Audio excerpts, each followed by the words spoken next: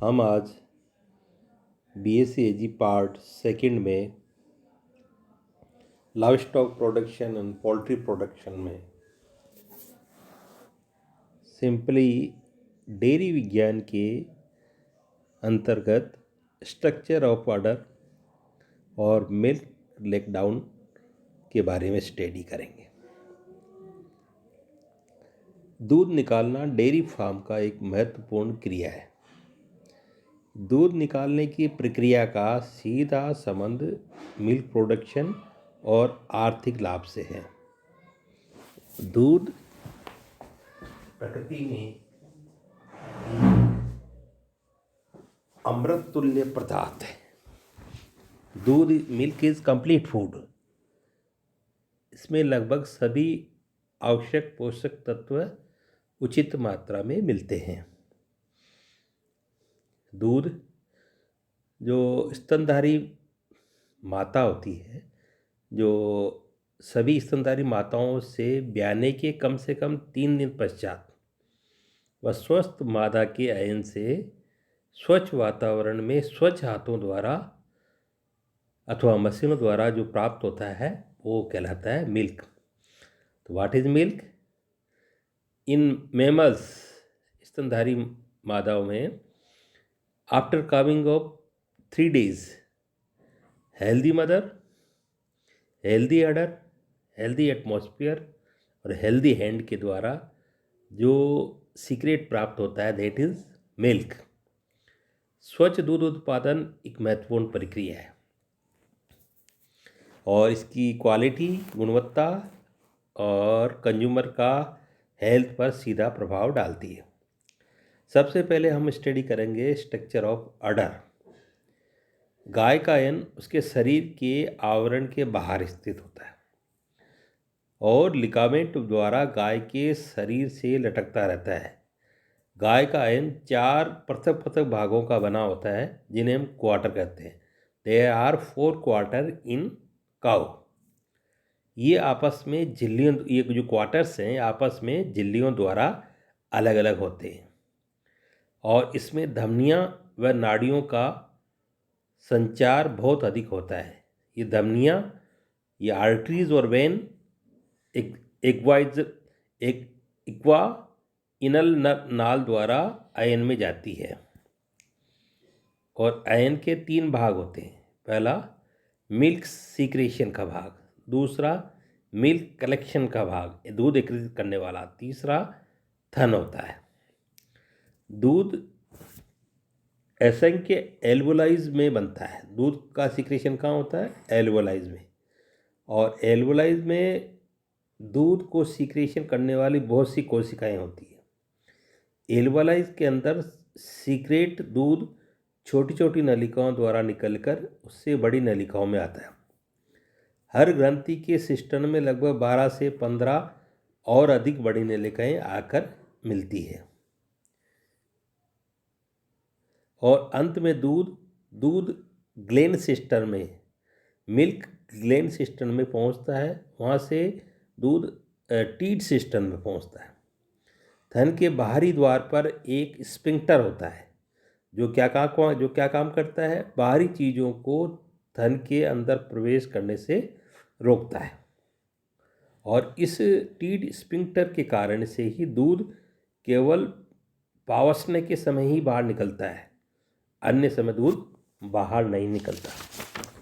इस अडर का जो स्ट्रक्चर है, इस डायग्राम में दिखाया गया कि अडर का स्ट्रक्चर, इसमें जैसे दूध का सीक्रेशन एल्वोलाइज के द्वारा होता है और एल्वोलाइज, और ये एक कर्म लोब होता है और एक लोब में कई लोब्यूल्स होते हैं और ये जैसे डक्ट के द्वारा ये टीट ग्लैंड सिस्टम में प्रवेश करता है और ग्लैंड सिस्टम से टी सिस्टम में आता है। वहाँ से ये थन बाहर निकाल लिया जाता। अब है मिल्क लेग डाउन यानी दूध पावसने की क्रिया। अयन में एल्वुलोस जैसे हमने स्टडी किया था कि अयन में एल्वोलाइज में दूध का सीक्रेशन होता है जो वो छोटी छोटी नलिकाओं द्वारा ग्लैंड सिस्टम में एकत्रित होता रहता है।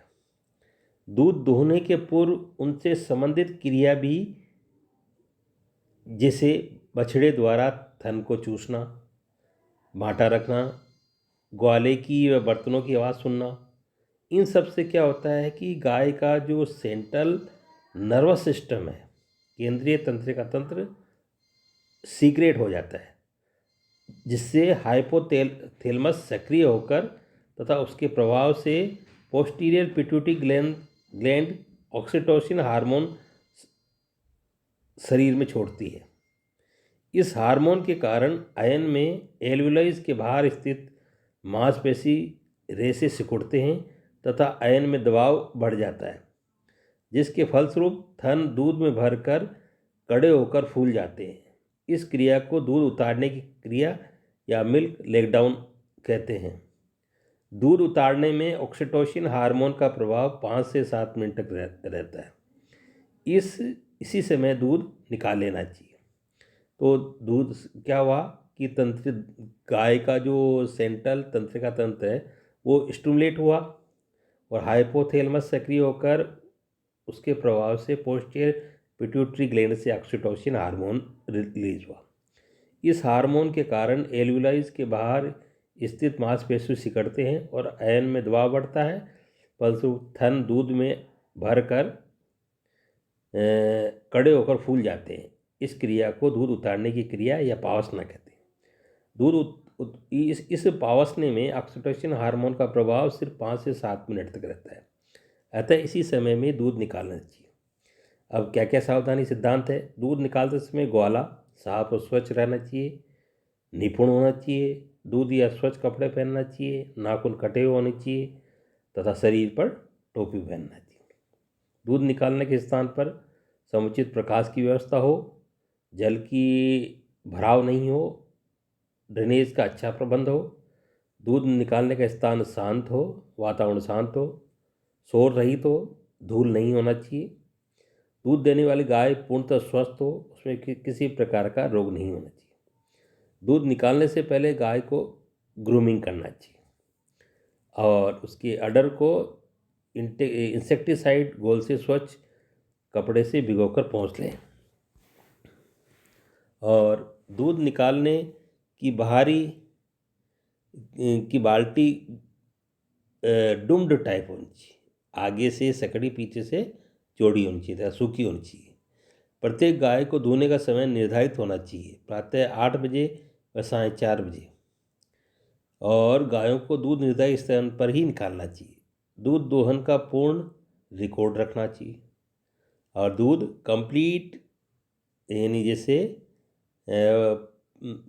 फुल हैंड से धोना चाहिए, पूर्ण हस्त विधि से, जो कि सर्वोत्तम विधि है।